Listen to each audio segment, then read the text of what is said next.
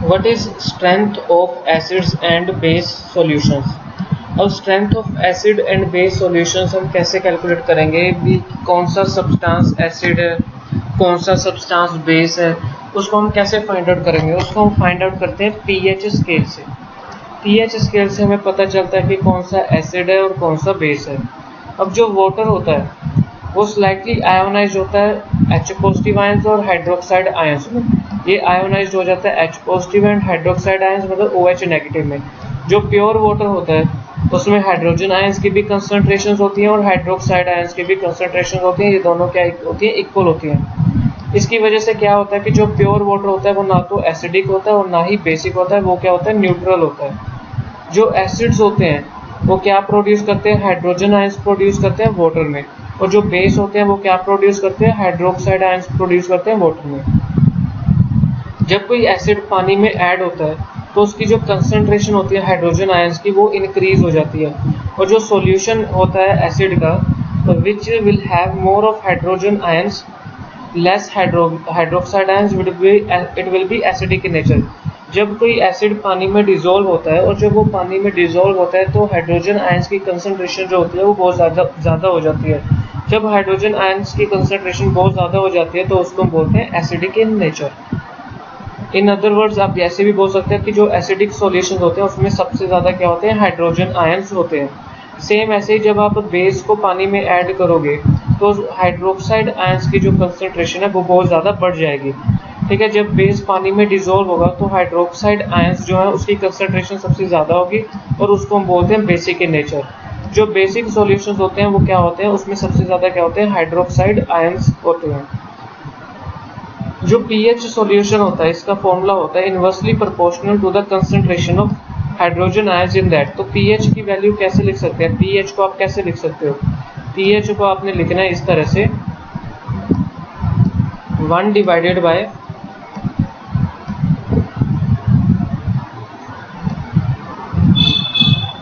H positive ions. तो 1 divided by denominator में inversely proportional हो जाता है, हाइड्रोजन आयंस के इनवर्सली प्रोपोर्शनल होता है।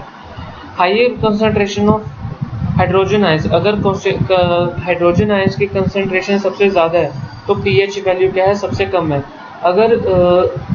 अगर हाइड्रोक्साइड आयंस की कंसंट्रेशन ज़्यादा है तो उसकी पीएच वैल्यू क्या है, ज़्यादा है, मतलब वो बेस होगा उस साइड।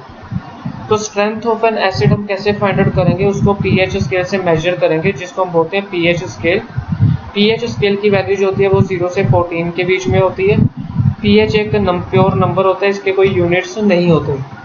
जो न्यूट्रल सब्सटेंस होता है जैसे कि प्योर वाटर, उसकी जो पीएच होती है वो एग्जैक्टली 7 होती है। प्योर वाटर एक न्यूट्रल सब्सटेंस होता है, ना तो वो एसिडिक होता है ना तो वो बेस होता है। प्योर वाटर जो होता है उसकी 7 होती है पीएच वैल्यू। जैसे कि एक शुगर सॉल्यूशन हो गया, एक सोडियम क्लोराइड हो गया, ये दोनों क्या होते हैं, न्यूट्रल होते हैं। इनकी पीएच भी क्या होती है, 7 होती है। जिनकी पीएच की वैल्यू 7 होती है वो सब क्या होते हैं, न्यूट्रल सब्सटेंस होते हैं। इनको हम किसी भी इंडिकेटर से चेक नहीं कर सकते कि कौन सा एसिड है कौन सा बेस है, क्योंकि न्यूट्रल पे आपको कुछ भी नहीं मिलेगा। एसिड्स जो होते हैं उनकी पीएच वैल्यू क्या होती है, लेस देन 7 होती है। Whenever solution of pH less than 7, जिनकी वैल्यू लेस देन 7 होती है वो क्या होते हैं, एसिडिक सॉल्यूशन होते हैं। जैसे कि एक सॉल्यूशन है जिसकी पीएच वैल्यू क्या होती है, 4 होती है, वो क्या होते हैं, ज़्यादा एसिडिक इन नेचर होते हैं। More acidic means lower the pH value. जैसे कि 1 2 3 वैल्यू आएगी, अगर 1 2 3 वैल्यू आती है तो वो क्या होगा, उसकी पीएच एसिडिक क्या होगा, सबसे ज़्यादा होगा। More acidic A solution the lower will be it's pH. जितना ज़्यादा एसिडिक होगा उसकी पीएच वैल्यू क्या होगी, कम होगी। जैसे कि सॉल्यूशन 1 जिस पीएच की वैल्यू जिसकी 1 होगी वो ज़्यादा एसिडिक होगा, अगर पीएच वैल्यू 4 है वो कम एसिडिक होगा।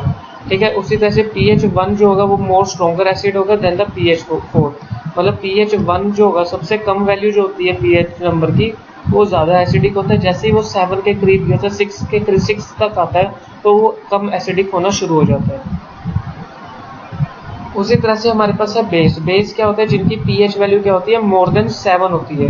जिनकी पीएच वैल्यू मोर देन 7 होती है वो क्या होते हैं, बेस होते हैं। उनको हम अल्कलाइन सॉल्यूशन भी बोलते हैं और बेसिक सॉल्यूशन भी बोलते हैं। जिनकी वैल्यू 7 से ज़्यादा होती है, जैसे कि पीएच वैल्यू 7 होती है, वो क्या होते हैं, बेसिक इन नेचर होते हैं। The more basic a solution higher the P will be its base, जितना पीएच वैल्यू ज़्यादा होगी उतना वो ज़्यादा क्या होगा, बेस होगा। सोल्यूशन ऑफ पीएच 14, अब जैसे पीएच 14 है वो ज़्यादा बेसिक वैल्यू होती है उसकी, पीएच 10 की वैल्यू जो होती है कम बेसिक होती है। Higher the pH higher the base higher the alkaline solution. उसके बाद ये आपके पास डायग्राम बनी हुई है, ये आप देख रहे हो कि जो 0 से 3.5 तक है वो ज़्यादा स्ट्रॉन्ग एसिड होते हैं, फिर उसके बाद वीक एसिड, फिर न्यूट्रल आता है, यहाँ पे वीक बेस होता है, सबसे ज़्यादा स्ट्रॉन्ग बेस होता है लास्ट में, ठीक है। तो जिसकी increasing hydrogen ion concentration increase होती रहेगी उतना एसिडिक नेचर इंक्रीज होता रहेगा, जितनी हाइड्रोक्साइड आयन कंसंट्रेशन इंक्रीज होती है उतना क्या होगा, बेसिक इन नेचर होगा। यूनिवर्सल इंडिकेटर क्या होता है, द कॉमन इंडिकेटर जो होता है वो ये बताता है कि कौन सा एसिड है और कौन सा बेस है। तो वो हमें ये नहीं बताता कि कौन सा स्ट्रॉन्ग एसिड है, कौन सा वीक एसिड है, कौन सा स्ट्रॉन्ग बेस है, कौन सा वीक बेस है, हमें बस ये बताता है कि इंडिकेटर कि कौन सा एसिड है कौन सा बेस है। कॉमन इंडिकेटर जो होता है वो हमें ये नहीं बताता कि एसिड और बेस की स्ट्रेंथ क्या होती है, ठीक है। अब जो पीएच वैल्यू होती है उसके कलर भी होते हैं, जैसे 0 पे वो डार्क रेड कलर होता है, 1 पे रेड कलर होता है, 2 पे भी रेड होता है, 3 पे ऑरेंज रेड, 4 पे ऑरेंज, 5 पे ऑरेंज येलो, इस तरह से इसके कलर भी जो है बताए हुए हैं कि 0 से 14 तक जो वैल्यू बताई हुई है वो आप इस तरह से भी बात कर सकते हो कि जब कभी कोई आप इंडिकेटर चूज करोगे कि आप चेक करोगे कि वो रेड लिटमस टू ब्लू हो रहा है या ब्लू लिटमस टू रेड हो रहा है, तो कौन सा कलर उसके ऊपर आ रहा है इंडिकेटर के ऊपर, उससे भी आप पता चल जाएगा कि उसकी वैल्यू क्या है और उस कौन सा एसिड है या बेस है। जैसे कि आपको ये डायग्राम के थ्रू बताया हुआ है, पीएच कलर हमें कलर शो कर रहा है कौन सा एसिड है कौन सा बेस है। आपके पास दो सॉल्यूशंस हैं A and B, you have two solutions A and B, एक की वैल्यू 6 है और दूसरे की वैल्यू बी है 8। Which solution has more hydrogen ion concentration, क्योंकि 6 जो होता है वो एसिडिक होता है तो उसकी आयंस की कंसंट्रेशन, हाइड्रोजन आयन की कंसंट्रेशन ज़्यादा होगी। कौन सा एसिडिक है कौन सा बेस है, जो 7 से कम है वो एसिड है और जो 7 से ज़्यादा है वो क्या है, बेस है। आपके पास 5 सॉल्यूशंस है A B C D E, इसको आप टेस्ट कर रहे हो यूनिवर्सल इंडिकेटर से, जिनकी पीएच वैल्यू आपके पास ये आ रही है। न्यूट्रल कौन सा होगा, न्यूट्रल होगा जिसकी वैल्यू 7 होगी। स्ट्रॉन्गली एल्कालाइन में स्ट्रॉन्ग बेस कौन सा होगा, जो सबसे ज़्यादा वैल्यू 11 होगी वो स्ट्रॉन्ग बेस होगा। स्ट्रॉन्गली एसिडिक को कौन सा होगा, जो 0 से 3.5 के बीच में आता है, जैसे कि स्ट्रॉन्गली एसिड जो होगा 1 होगा। वीकली एसिड कौन सा होगा, 4 होगा आपके पास। और वीकली एल्कालाइन कौन सा होगा आपके पास, वीकली एल्कालाइन हमारे पास होगा 9, ठीक है। तो ये हमारे पास सारे सॉल्यूशन है। Arrange the pH value in order of hydrogen ion concentration, आपने पीएच वैल्यू अरेंज करनी है इंक्रीजिंग ऑर्डर में, तो आपने इंक्रीजिंग ऑर्डर में 11 9 7 4 1, तो आप इस तरह से कर सकते हो। Decreasing of pH hydrogen ion जिनकी कंसंट्रेशन ज़्यादा है। नेक्स्ट हमारे पास टॉपिक है importance of pH in everyday life. सबसे पहले आता है पीएच का डाइजेस्टिव सिस्टम में हमारा क्या रोल है। अवर स्टमक प्रोड्यूसेस हाइड्रोक्लोरिक एसिड, आपको पता है कि हमारा जो स्टमक है वो HCl प्रोड्यूस करता है। ये जो HCl होता है ये हेल्प करता है कि हम जो फूड जो है वो डाइजेस्ट कर सकें बिना स्टमक को हार्म किए। लेकिन अगर एक्सेस में ज़्यादा एसिड हो जाए तो हमारी स्टमक में इरिटेशन होनी शुरू हो जाती है और इनडाइजेशन प्रॉब्लम होनी शुरू हो जाती है, पेन होना शुरू हो जाता है। उससे के लिए हम क्या करते हैं, हम एक एंटा एसिड लेते हैं। एंटा एसिड लेने से हमें क्या होगा, एक बेस होता है ये, जब हम एंटा एसिड लेंगे तो बेस जो है वो एसिड के साथ मिक्स हो जाएगा। जैसे ही एंटा एसिड रिएक्ट होगा एसिड के साथ तो वो उसको न्यूट्रलाइज कर देगा। तो कौन कौन से जो एंटा एसिड है हम यूज़ कर सकते हैं, मैग्नीशियम हाइड्रोक्साइड हम यूज़ कर सकते हैं, मिल्क ऑफ मैग्नीशिया, या सोडियम हाइड्रोजन कार्बोनेट यूज़ कर सकते हैं जैसे कि baking soda. PH changes as the cause of tooth decay, जब हम कोई भी फूड खाते हैं तो उसमें शुगर होता है, उसमें बैक्टीरिया प्रेजेंट होते हैं, तो वो जैसे ही हम माउथ में डालते हैं तो ब्रेक डाउन हो जाता है और वो एसिड बन जाता है जिसको हम लैक्टिक एसिड बोलते हैं। ये जो एसिड हमारे माउथ में प्रोड्यूस हुआ है उससे क्या होता है कि हमें इरिटेशन होती है।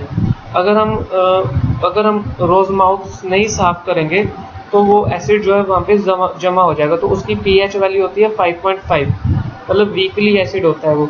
उससे क्या होगा कि हमारे वो टूथ पे अटैक करेगा और करोड़ हो जाएगा।